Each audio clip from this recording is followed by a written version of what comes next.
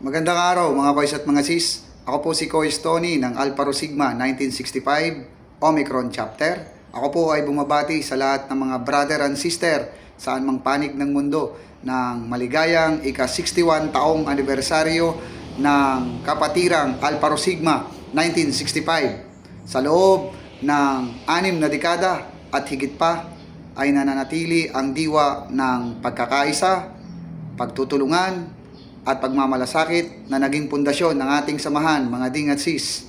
Kaya naman, ngayong ika-61st anniversary natin, ang 61 years ay pagpapaalala na hindi lamang po iyan bilang ng panahon, kundi patunay ng tibay ng ating samahan, pagmamalasakitan at kapatiran.